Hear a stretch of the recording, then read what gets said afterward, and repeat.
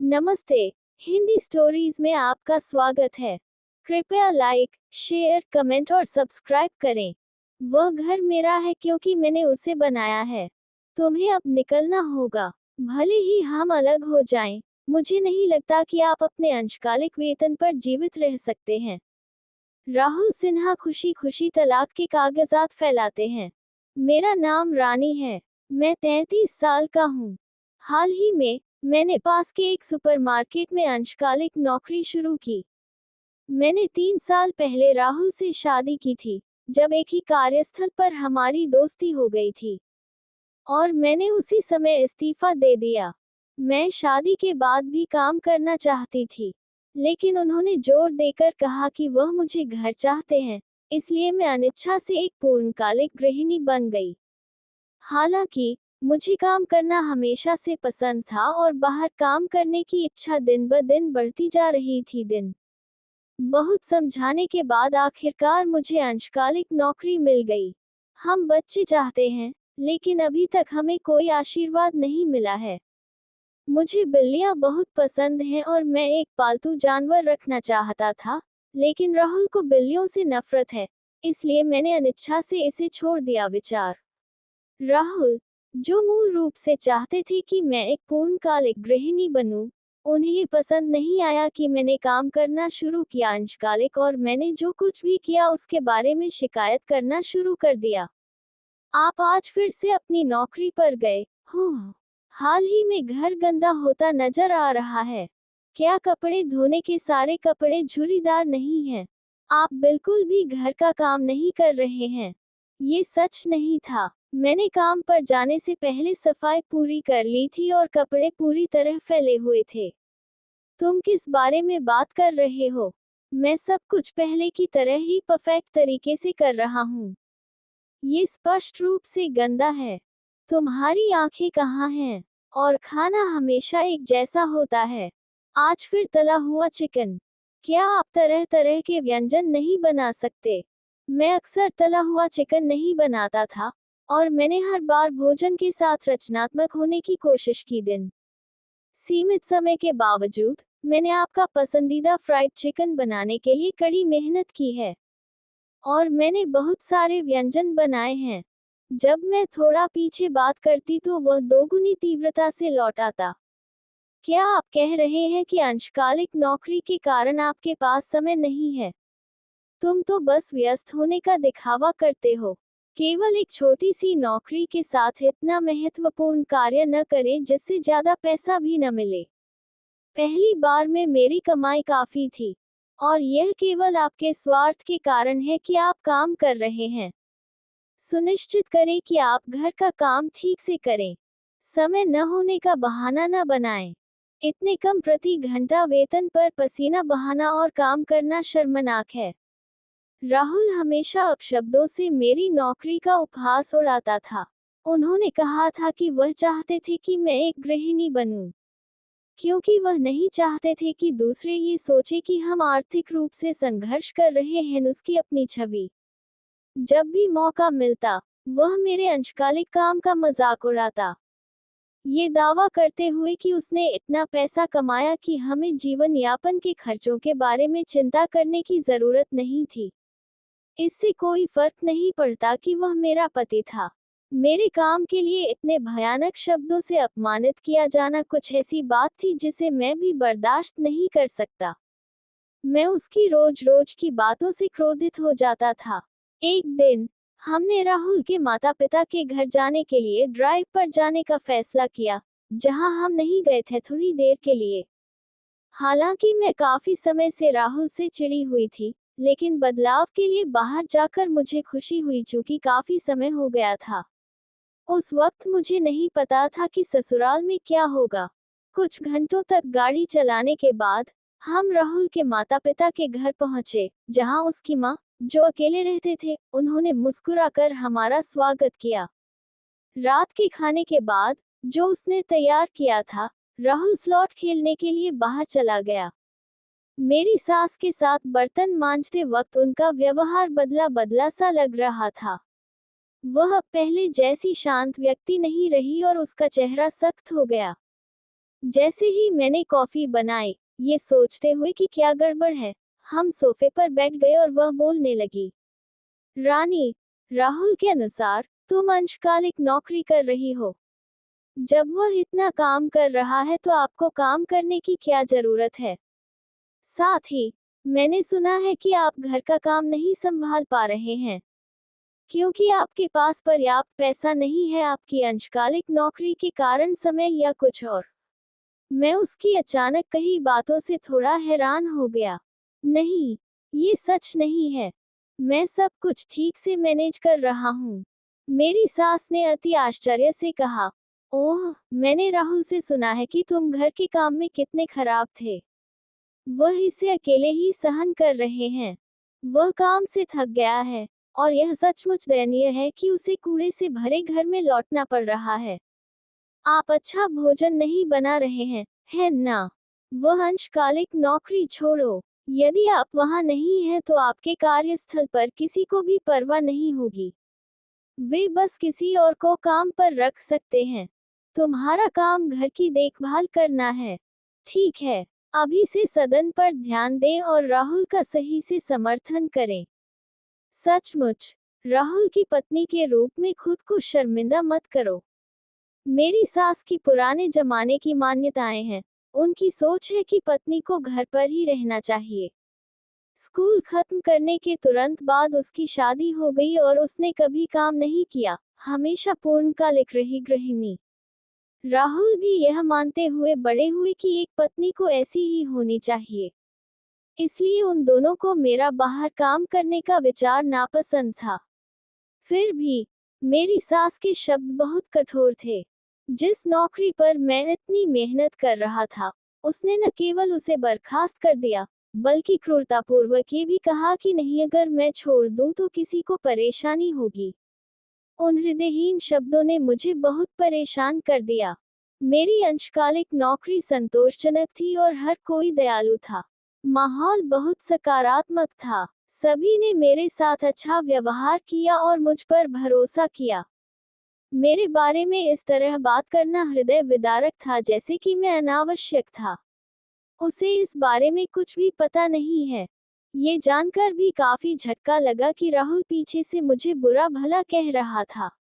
भले ही मैंने हमारे घर की ठीक से देखभाल की, लेकिन मेरी पीठ थपथपाई गई। असल में, मैं घर के कामों पर पहले से कहीं अधिक मेहनत कर रही थी, इसलिए वे ऐसा नहीं करते थे। मेरी अंशकालिक नौकरी के कारण उपेक्षा हो रही है।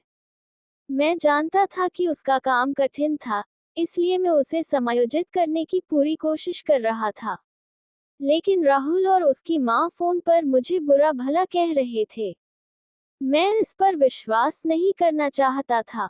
ऐसी भयानक बातें कहे जाने के बाद, मैं कुछ दिनों के लिए बहुत निराश हो गया था। लेकिन तभी अचानक मुझे अपने पिता का चेहरा याद आ गया। जब से मेरी माँ का निधन हुआ, मेरे पिता हमारे पारिवारिक घर में अकेले रह रहे थे। वह मुझसे थोड़ा दूर रहता था और मैं व्यस्त होने के कारण हाल ही में उससे मिलने नहीं गया था। मैं अपने पिता की आवाज सुनना चाहता था, इसलिए मैंने उन्हें फोन किया। आमतौर पर वह फोन का तुरंत जवाब देता है, लेकिन उस दिन काफी देर तक रिंग होती रही। मुझे चिंता होने लगी। आखिरकार उसने उत्तर दिया, रानी, बहुत समय हो गया। क्या आप ठीक हैं? अपने पिता की शांत आवाज सुनकर मुझे इतनी राहत मिली कि आंसू बहने लगे। क्या हुआ? आपको फोन का उत्तर देने में थोड़ा समय लगा। यदि आप व्यस्त हैं, तो मैं बाद में कॉल कर सकता हूँ। ऐसा लग रहा था कि उसकी सांसें थम रही हैं। नहीं, मुझे माफ कर दो। मैं हाल ही में सीढ़ियों से गिर गया और मेरी पीठ पर चोट लग गई। मैं अब ज्यादा घूम फिर नहीं सकता, लेकिन मेरी चिंता मत करो। मैं जल्द ही ठीक हो जाऊंगा। वैसे, क्या हो रहा है? कुछ गलत है क्या? मैं सचमुच आश्चर्यचकित था। मेरे पिता, जो बहुत एथलेटिक हुआ करते थे, सीढ़ियों से गिर गए थे और उनकी पीठ में चोट लग गई थी। नहीं, मैं ठीक हूँ। बस ये सुनिश्चित करें कि आप अपना ख्याल रखें और जल्द ही बेहतर हो जाएं। मैं जल्द ही तुमसे मिलने आऊंगा, इसलिए मेरा इंतजार करना। हाँ, मैं ठीक हूँ।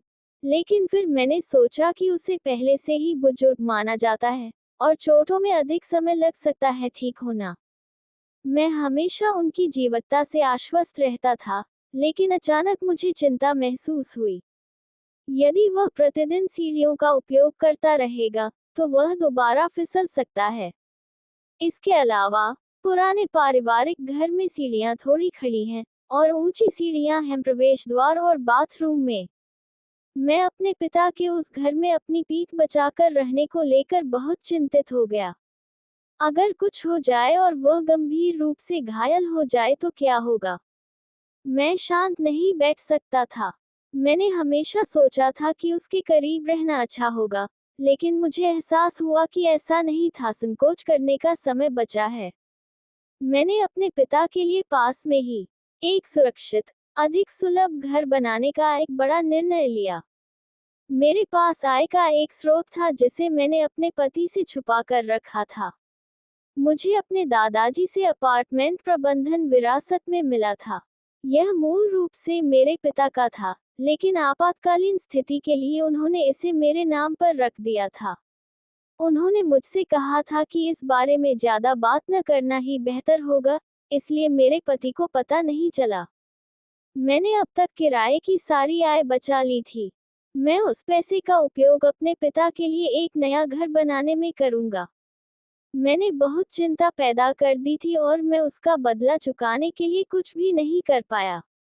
तो अब मैं अपने पिता को उनके जीवन का सबसे अच्छा उपहार देने के बारे में सोचकर उत्साहित महसूस कर रहा था। हालांकि मैं इसे स्वयं बनाऊंगा, लेकिन इसमें बहुत सारा पैसा शामिल होगा और मैं ऐसा नहीं कर सकता इसे गुप्त रखना। मुझे राहुल की समझ हासिल करने की जरूरत थी।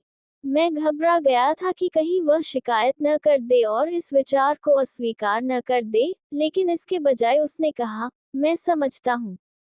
ये समझ आता है। उनकी उम्र को देखते हुए नया घर बेहतर हो सकता है। यदि आप जैसा अंशकालिक व्यक्ति इसे प्रबंधित कर सकता है, तो आगे बढ़ें और प्रयास करें। यदि तुम ऐसा नहीं कर सकते तो मेरे पास रोते हुए मत आना। उसने फिर से मेरा अपमान किया, जिससे मैं क्रोधित हो गया, लेकिन बहस करने से मामला और उलझ जाएगा आगे। इसलिए मैंने पीछे हटने और इस बार जवाब न देने का फैसला किया। इससे मेरे लिए चीजें आसान हो गईं।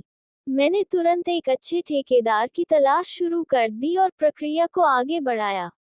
लेकिन ऐसा लग रहा था कि राहुल मेरे वास्तव में घर बनाने के विचार से खुश नहीं थे। उसने कोई शिकायत नहीं की, इसलिए मैंने इसका बुरा न मानने की कोशिश की, लेकिन आमतौर पर ऐसा नहीं होता था। चुप रहने के लिए टाइप करें। एक दिन, जब मैं किराने के सामान के लिए पैसे निकालने बैंक गया तो मैं हैरान रह गया। हमारे जीवन यापन का खर्च 50,000 रुपये कम हो गया था। सब एक साथ निकाल लिया गया। मुझे इतनी बड़ी रकम खर्च करने की कोई याद नहीं थी। केवल एक ही व्यक्ति हो सकता है जो ऐसा कर सकता है। यह विश्वास करना कठिन था कि राहुल बिना पूछे पैसे का इस्तेमाल करेगा। लेकिन वास्तव में, पैसा खत्म हो गया था। रात को मेरा उससे सामना हुआ। आज जब मैं बैंक गया तो पता चला कि हमारे घर से 50,000 रुपये निकाल लिए गए हैं खर्चे। क्या आप इस बारे में कुछ भी जानते हैं? राहुल ने अहंकार पूर्वक उत्तर दिया, मैंने इसे अपनी माँ को दे दिया। आपने कहा कि आप एक घर बनाने जा रहे हैं, तो आप कहीं न कहीं बचत कर रहे होंगे, है ना? 50,000 रुपये कोई बड़ी बात नहीं है। मुझे अपने कानों पर विश्वास नहीं हो रहा था। तुम्हें उसे पैसे क्यों देने हैं? तुम्हारी माँ बिल्कुल टूटी हुई तो नहीं है। इसके अलावा, ये हमारा जीवनयापन खर्च है। मुझसे पूछे बिना इतनी बड़ी रकम दे देना बहुत स्वार्थी है। वह पीछे हट गया। आप मेरी माँ के बारे में क्या जानते हैं? उसने कहा कि वह संघर्ष कर रही थी। अगर एक बेटा अपनी माँ की मदद करता है तो इसमें गलत क्या है? इसके अलावा, वो पैसा मेरे द्वारा कमाया गया था। मैं इसका उपयोग कैसे करता हूँ, यह आपका काम नहीं है। यदि यह आपको परेशान करता है, तो अपनी अंशकालिक नौकरी से उतना ही कमाने का प्रयास करें जितना मैं करता हूँ। देखना, आप कुछ नहीं कह सकते। मैं जो करता हूँ उसके बारे में दोबारा कभी शिकायत मत करना। मुझ पर चिल्लाने के बाद वह कमरे से बाहर चला गया। मुझे हमेशा विश्वास था कि अपने कठोर शब्दों के बावजूद राहुल मुझे कभी धोखा नहीं देंगे। बेहतर होता कि वह इस बारे में मुझसे ही चर्चा करते। अगर वह अपनी माँ को पैसे देना चाहता था, शायद कोई बेहतर तरीका होता और इस बहस से बचा जा सकता था। क्या उसने सोचा था कि मैं इसका विरोध करूंगा? या उसे मुझ पर भरोसा नहीं था? हमारी शादी हमें करीब लाने के बजाय ऐसा महसूस हुआ जैसे हमारे दिल दूर हो रहे थे। राहुल को नहीं लगा कि सहमति के बिना पैसे का उपयोग करने में कुछ भी गलत है। और अगले दिन उसने ऐसा व्यवहार किया जैसे कुछ हुआ ही नहीं और नाश्ते के बाद काम पर चला गया। मैंने और कुछ नहीं कहा क्योंकि मैं कोई और बहस नहीं चाहता था, लेकिन मैं इससे बच नहीं सका, मेरी असहज भावनाएं। इस बीच नया घर आखिरकार बनकर तैयार हो गया। हलचल के बावजूद दयालु निर्माण कंपनी ने भरपूर सहायता प्रदान की और मैं एक सुंदर घर बनाने में कामयाब रहा। मैंने अपने पिता से उनकी कुछ चीजें पैक करने के लिए कहा था, लेकिन उसे अकेले खुद पर ज्यादा जोर नहीं डालना चाहिए और मैंने सब कुछ संभालने के लिए मूवर्स की व्यवस्था की। उसके लिए मूविंग डे आने में बस 2 हफ्ते बचे हैं। ये सोचकर मैं खुशी से भर उठा। अपने द्वारा बनाए गए घर में अपने पिता के लिए कुछ पारिवारिक कार्य करने का। उस दिन मैंने राहुल के साथ अपने पिता को नए घर में सामान खोलने में मदद करने की योजना बनाई। जब मैंने उस दिन की व्यवस्था पर चर्चा करने की कोशिश की, तो राहुल ने अविश्वसनीय बात कही। अरे अरे, वह घर तुम्हारे पिता के लिए नहीं है, यह मेरी माँ के लिए होगा। मुझे ये तय करने का अधिकार है कि मेरे द्वारा बनाए गए घर में कौन रहेगा। तो यह मेरी माँ होगी जो वहाँ रहती है। मैं समझ नहीं पा रहा था कि वह क्या कह रहा है।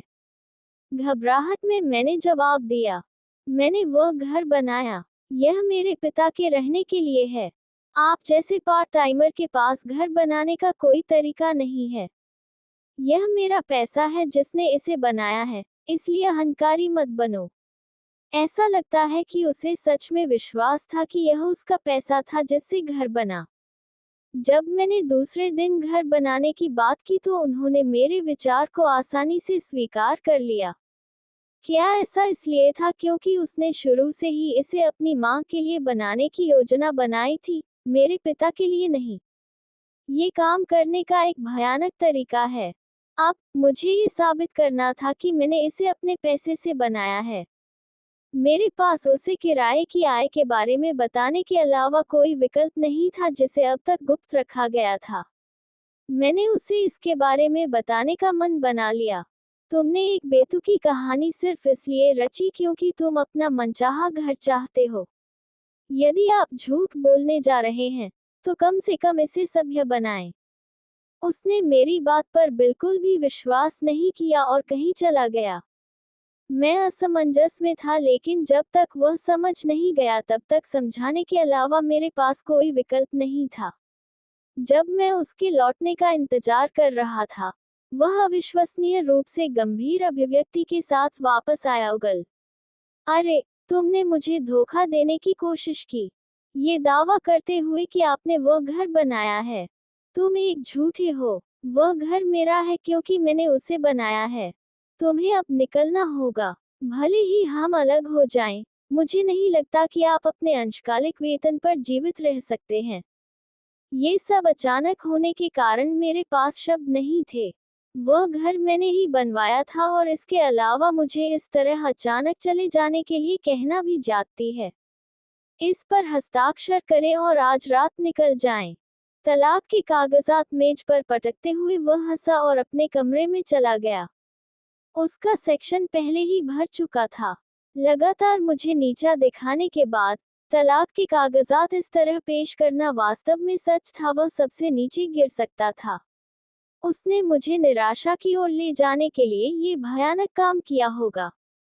उसने शायद सोचा था कि तलाक का मुद्दा उठाकर मैं हार मान लूंगा और उसकी मां को रहने दूंगा वो घर। लेकिन दुर्भाग्य से उसके बिना मेरे पास अपने दम पर जीने के लिए पर्याप्त आय थी। उसकी ये हरकत मेरे लिए आखिरी तिनका थी। मैंने तलाक के कागजात पर हस्ताक्षर किए और उन्हें जमा कर दिया। फिर मैंने जल्दी से अपना बैग पैक किया और अपने पिता के घर जाने के लिए घर से निकल गया। मेरे पिता मुझे अचानक बड़े सामान के साथ आते देखकर आश्चर्यचकित हुए, लेकिन उन्होंने गर्मजोशी से जाने दिया मैं अंदर आ गया। जब मैंने उसे वह सब कुछ बताया जो आज तक हुआ था, तो उसने मेरी पीठ थपथपाई और कहा, आपका समय कठिन रहा है। फिर तुम मेरे साथ नए घर में रह सकती हो। इससे मुझे खुशी होगी। आगे बढ़ने वाला दिन आ गया और सब कुछ सुचारू रूप से चला क्योंकि मैं वहां था। हम बिना किसी समस्या के सफलतापूर्वक अंदर आ गए। मुझे ये थोड़ा अजीब लगा कि मेरे पूर्व पति ने कोई संपर्क नहीं बनाया था। इतना हंगामा करने के बाद दावा किया कि घर उसका है। लेकिन मैंने चिंता न करने की कोशिश की क्योंकि मैं उस व्यक्ति के बारे में नहीं सोचना चाहती थी जिसका मेरा तलाक हो चुका है से। फिर कुछ दिन बाद अपने पिता के साथ नए घर में जीवन शुरू किया। कुछ अविश्वसनीय हुआ। बाहर शोर था और जब मैंने खिड़की से बाहर देखा, तो मैंने देखा कि एक बड़ा चलता हुआ ट्रक रुका हुआ है ये दावा करते हुए कि वे इस घर में जा रहे हैं। मैं जल्दी से गाड़ी चलाने वाले के पास गया और पूछा कि क्या हो रहा है। ये पता चला कि ग्राहक वास्तव में मेरा पूर्व पति था और वह जल्द ही अपने साथ आएगा अंदर जाने के लिए। उन्होंने जबरदस्ती इस घर में जाने की योजना बनाई जहां मैं और मेरे पिता पहले से ही रह रहे थे। चूंकि हमारा तलाक हो चुका था, वह बिल्कुल अजनबी था, और अगर वे सामने आ गए तो परेशानी होगी। अपने पूर्व पति के जबरदस्त इरादों के बारे में एक खौफनाक तरह का डर महसूस हो रहा है। मैंने भ्रमित मूवर्स को स्थिति समझाई और उन्हें अपना काम रोकने के लिए कहा। फिर मैंने अपने पिता से इस बारे में चर्चा की और जल्दी से पुलिस को फोन किया। जब मैंने पुलिस को सब कुछ समझाया, तो उन्होंने पुष्टि की कि घर मेरी संपत्ति है, और चूंकि मेरे पूर्व पति और मेरा तलाक हो चुका था, इसलिए उसे यहाँ रहने का कोई अधिकार नहीं था, और केवल मेरी इच्छा के विरुद्ध प्रवेश करना ही अतिक्रमण माना जा सकता है। तभी मेरे पूर्व पति और उसकी मां बेपरवाही से वहां पहुंचे। पुलिस को देख वे घबरा गए। उस पल आखिरकार उसे समझ आ गया कि घर बनाने वाला मैं ही था। हालांकि उसकी मां उसके पास घबरा रही थी और सवालों की बौछार कर रही थी। पुलिस, वह पहले ही अपना आपा खो चुका था और चिल्लाया, यह क्या है? मैं इस घर में क्यों नहीं रह सकता? उसे देखकर मुझे लगा कि ऐसे व्यक्ति से मेरा वास्ता पड़ चुका है, और अपने पिता और अपनी सुरक्षा के लिए मैंने आखिरी हथियार पुलिस को सौंप दिया।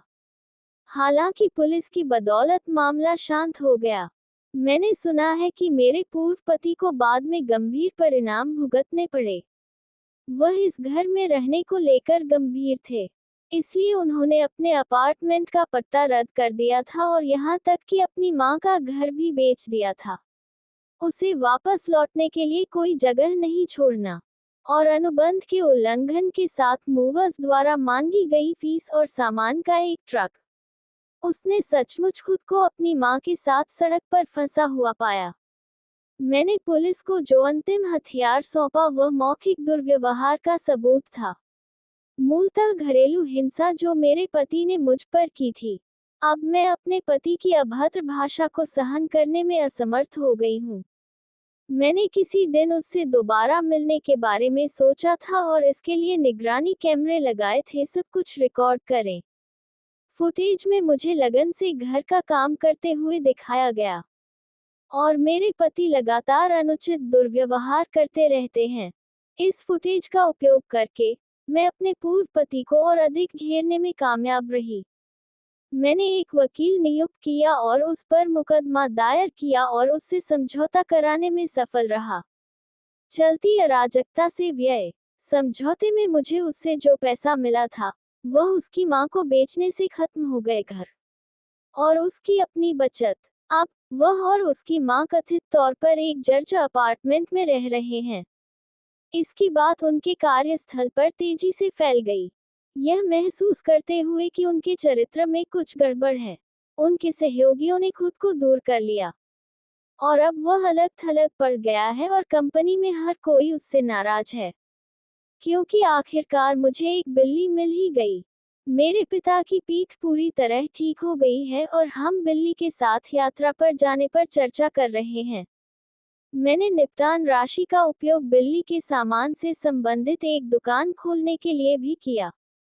शुरुआत में यह चुनौतीपूर्ण था और असफलताएं भी मिली, लेकिन धीरे धीरे ग्राहक बढ़ते गए और बिजनेस अच्छा चल रहा है।